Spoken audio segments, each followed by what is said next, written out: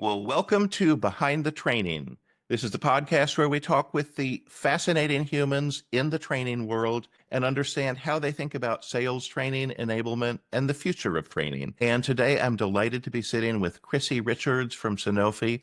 Chrissy, welcome. It is so nice to see you. Thank you, Russ, and it's so great to be here. I mean, anyone that opens up a conversation with me, calling me one of the most fascinating people, I'm all in.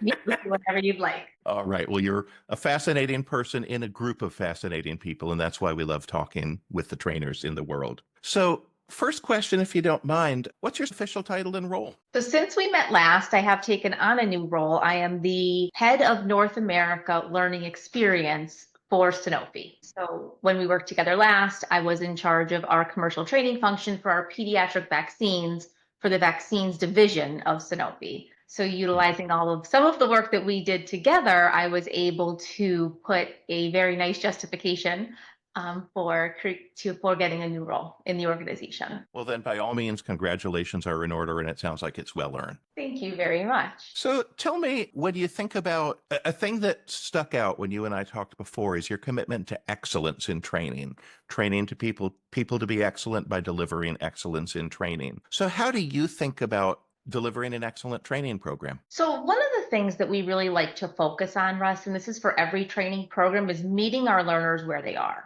So it was really important when we worked together last year, 2 years ago or so, we saw that our learners needed a whole learning journey to be ready for a pretty major launch for the Sanofi vaccines division. And so it really went back to the basics. And by going back to the basics, we were able to build building blocks to ensure that they were ready to be excellent on day one when we achieved licensure for a brand new product that is really making a huge, huge difference to all of the infants across America and across the world right now. So it's really thinking about the learner first, what they need, and then putting ourselves in their shoes to think about what we would want and need to make that learning stick and be sustainable. And when we start there, we find that the ideas just really flow. We start talking to each other about what works for us, what would work for others, what we have seen that didn't work, which is just as important. And then we can really create a pretty robust plan for these learning journeys to get our sales teams ready. And meeting the learners where they are is one of those things that sounds easy and I know is always actually difficult. Nobody comes into the role with the knowledge of how to do that. So how do you go about two things? How did you initially go about acquiring that knowledge to meet them where they are? And how do you stay sharp on that? Because of course the market changes, learners' needs change, etc. So how do you make sure you actually know where to meet them? It's a really great point. We do it by actually interacting with them. So it was a really interesting point in my journey with that team where I was sort of walking around a room during one of our POAs and I was hearing the same question over and over and over again. And it was a very technical question. So sellers of vaccines don't always come with science backgrounds. Sometimes they do, but it might be years since they were in a classroom talking about the science or the biologics of these things. So by hearing that same question over and over again, a light bulb went off for me. We're trying to get them to explain to doctors or their customers why they should choose us. We don't really understand the scientific background of that justification. So from there, we took a few steps back. Where were we in the process? When did we really stop focusing on those building blocks? And that's what showed us where to start with the new launch of the product. Now that is going to then change over time because now we've changed how we train new hire. So when we have new hires, they get more building blocks. They get those same building blocks. So we're going to meet them where they are at a different place next time because they already have the building blocks. And then we can focus on something more technical, more scientific, or more of the selling skill to get their customers to understand why this product is so amazing and why they should select it. Nice. So in order to meet them where they are, you in ways have to know where they were, but acknowledge they're going through a journey, right? And speaking of that journey, the market has changed a lot. I often hear about how HCP access is much harder than it used to be, and people are evolving strategies, embracing digital, embracing technology. How's that affecting the way you train? Yeah, we have to think about the market all the time in what we are training on and the tools and initiatives that marketing or senior leadership is giving to the sales force as well. And it can be a very tough time with what they're going through right now when we talk about vaccine sales. So we're actually working on building a brand new workshop on getting through these things during adversity. So how do we lead our teams through times of adversity? Because we're seeing that our sales reps are feeling the pain a little bit of trying to get into those HCPs. So we're trying to give our managers another tool in their toolbox to help their teams through these challenging times. So then we step away from the scientific, we step away from the technical, we even step away from the selling skill aspect of these types of trainings, and we think about what they need. So again, we're meeting them where they are. They're at a place where they need support and helping their teams through adversity. So that's what we're building right now.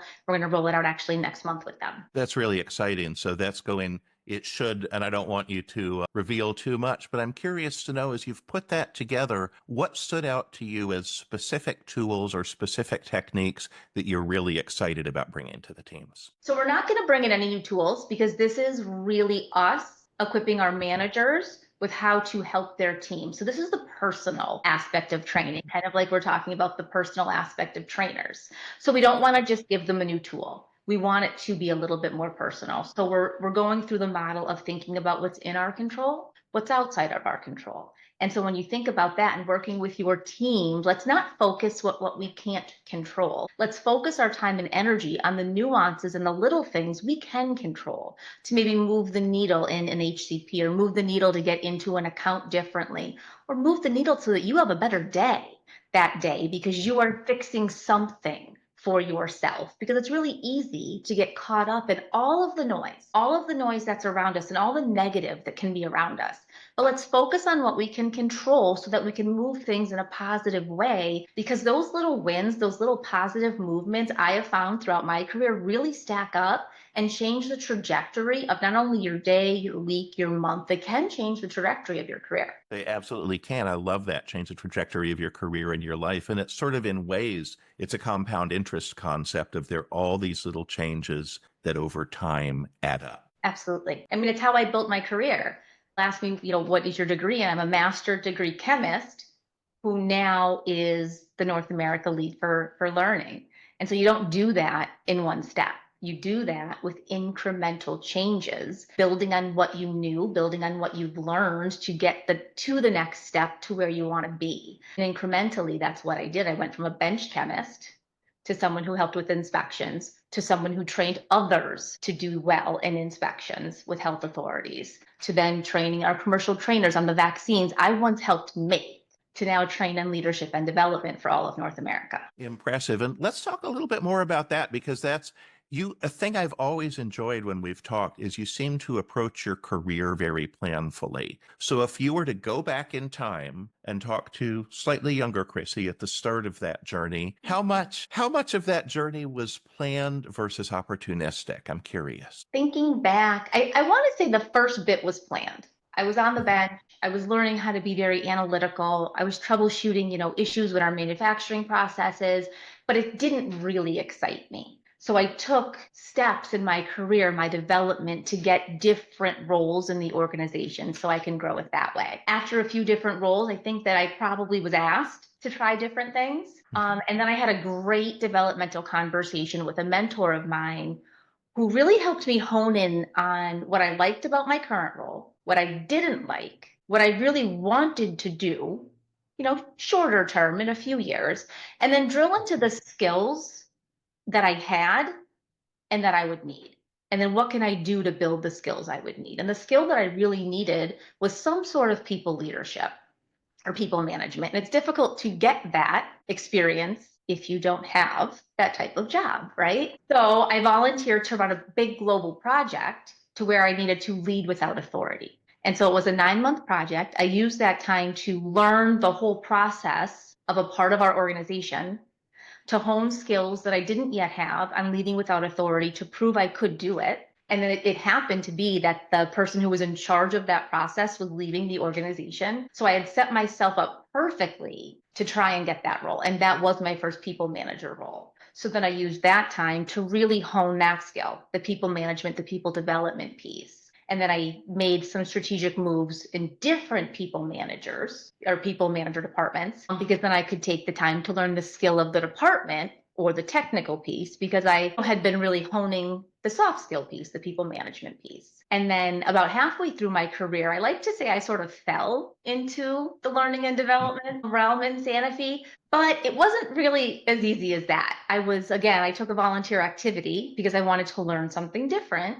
And I was working directly under our Center of Excellence lead for learning and development for all of vaccines. So through that relationship, we started a little bit of a mentor relationship. I showed what I was capable of doing. And then she had an opening and she knew that I was looking for something different again, because I love to learn and develop by doing. I think that's how I learn the best. And she asked me to come and work under her. And that's how I ended up in our learning and development department in vaccines. Nice. And you hit on something that I believe is foundational to career development, which is if you can lead without authority, then leading with authority becomes a cakewalk, but you have to start there. So if you were talking to a younger trainer that's, embarking on their career, what are some tips you might give them to ensure they get exposure to those skills they're going to need to grow, develop, and build a career in the way that you have? Absolutely. And it depends on what they want to do, because we have people in learning and development who just love to develop. They want to be the Mhm. developers of the course content. We have people who really, really love to facilitate. Both are needed. When you get both, I think that's a sweet spot.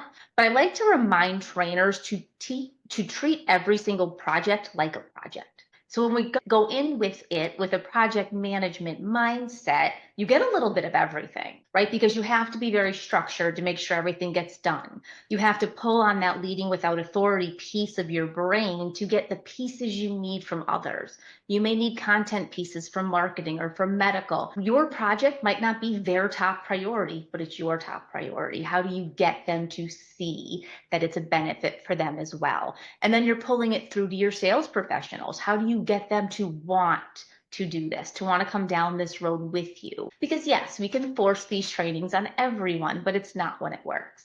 It's when they enjoy it, when they know that they're going to get something out of it, that they're going to remember it, and they're going to come to you when they need extra help, so that you can develop the right course content at the right time, always meeting the learners where they are. So when you run these trainings this way as small projects, I feel like someone could really develop their whole self in the organization, because you're going to get more exposure to more departments. Put yourself out there to make sure they are understanding what you bring to the table, and then pulling it through and showing the success through effectiveness checks to really show your value. That's intriguing. I sort of love the overall journey aspect of that. And there's a piece of it that's pretty important, which is by doing that, in essence, you're giving them a sampler platter of skills and areas so they can start understanding what they enjoy and what they want to focus on and what perhaps is not their career focus. 100%. Because everyone's had a job they didn't exactly love, myself included. And when that happened, I thought of a way to get something different. And then you have to take a risk sometimes to say, okay, I tried it. Maybe it worked out. Maybe it didn't work out. And then you move on. But you take something from every single situation that you're in to grow and develop on. So when I went into commercial training, I think I was the first trainer that maybe they have ever heard of in vaccines commercial training that never sold a vaccine. I made them, right? So I came in with a strong learning and development background. I came in with a strong people management background, and I came in with zero selling background. And it was very interesting to me when I stepped right into that role. I didn't even understand their acronyms. So talk about thinking that maybe I made a mistake in this thoughtful risk I took in my career, because I was really trying to push myself to see if I can learn a whole different part of the organization.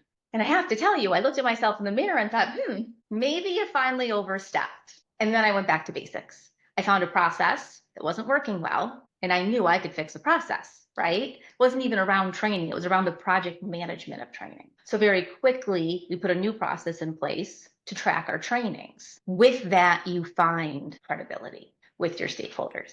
And then little by little, you show them what you're capable of. You show them what this team that now is with you, not reporting to you, is reporting with you to get all of this done, to have your vaccine trainers be the best they can be so that your vaccine sellers are the best they can be. And as that grows, your credibility grows. And we did wonderful things with the launch of a brand new product in a very, very short amount of time because we were all in it together. Every single person knew what their role was. Every single person was there to see that their partner succeed. And by building that, we were extremely successful. And that's when I got to work with Quantified because we had a problem to fix. We had a problem to solve for. Getting hundreds and hundreds and hundreds of sales professionals qualified, certified in a brand new product insert for a brand new product that was just getting FDA approval. And we had no time to do it.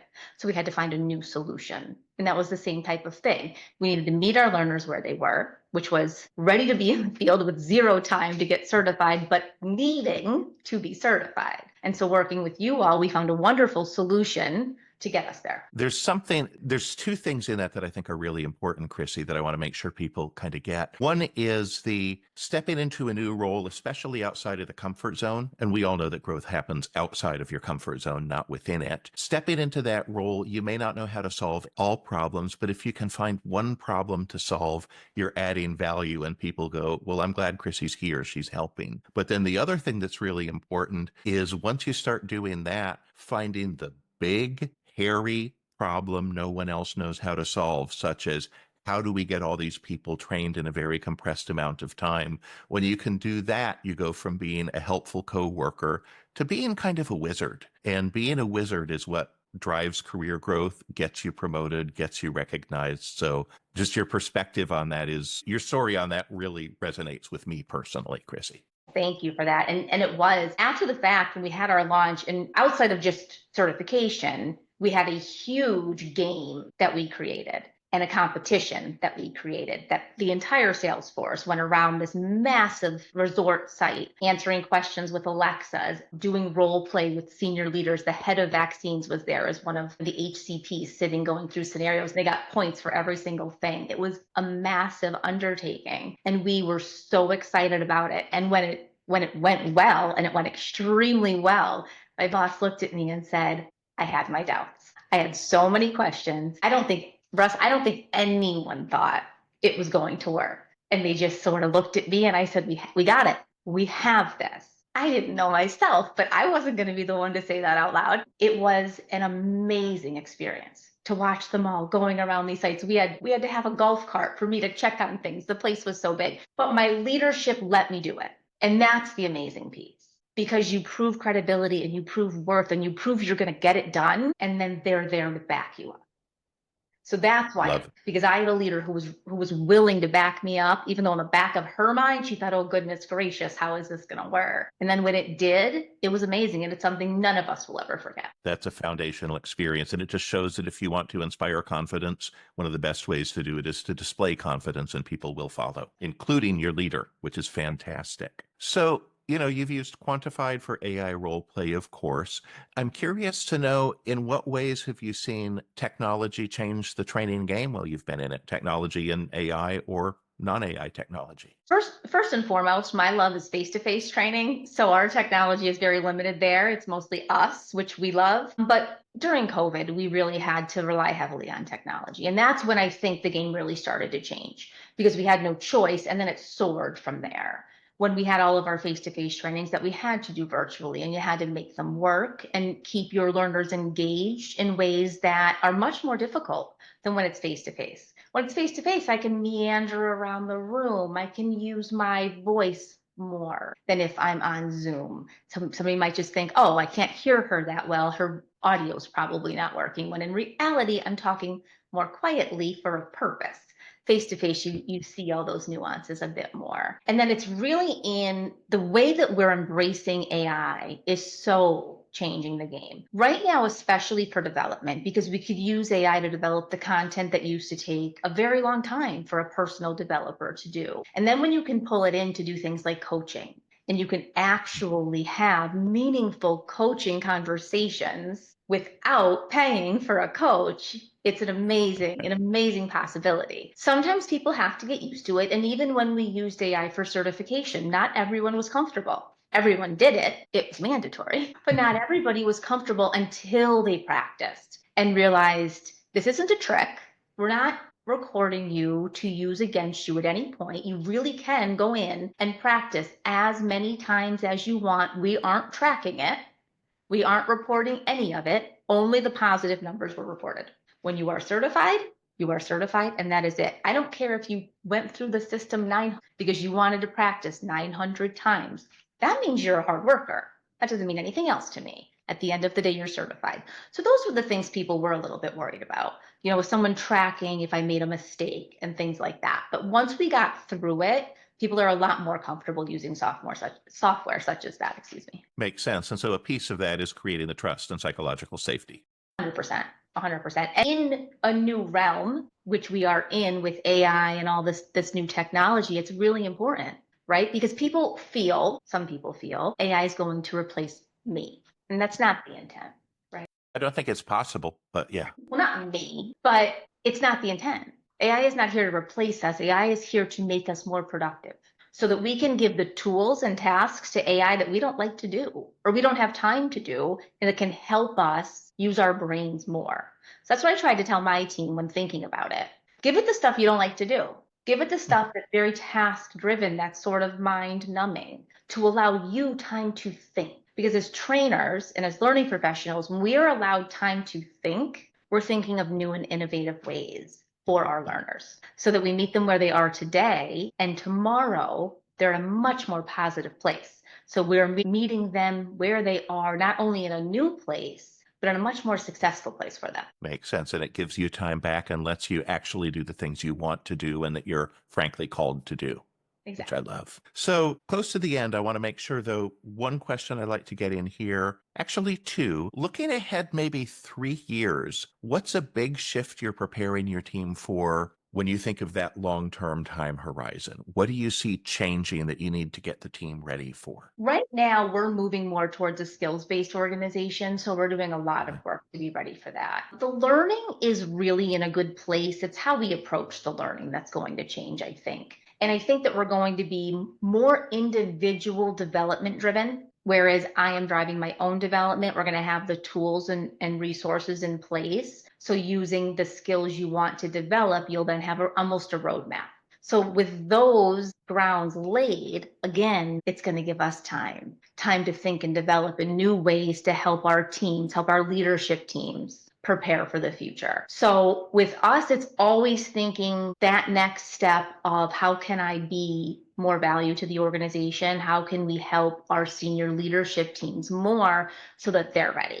So the content is always going to sort of be there. Content is easy to build. It's getting the time to be able to partner with our senior leaders to help them and their teams develop. Will bring, Sanofi and the rest of the entire organization right through. Outstanding. And final question, Chrissy. Curious to know, you've worked obviously with a great many people in the training function. What in your mind separates a great trainer from an okay trainer? When you see somebody and go, this person is going to be a star, how do you know? It's really that learner-centric mindset. And I've seen both. I've interviewed people that have it, that actually speak about it, how they talked to their stakeholders about what was required, how they thought about what a learner would think and feel while going through their course versus I developed the best course that there is. And my question to that in my mind is always, oh, did you? You thought you did. What did anybody else think? So it always comes back to the learner for me. It may be that I'm just customer centric, but that is who we need to be building everything for. And when you do that, you are going to build the best training that you can. Because it's going to borrow a phrase from you, meet them where they are. Outstanding. Chrissy, I've very much enjoyed the conversation. Thank you for joining us. This will be tremendously helpful to other trainers in the field building their careers. Thanks again, Chrissy. Well, thank you so much. I really enjoyed it. Take care. See you soon. Bye.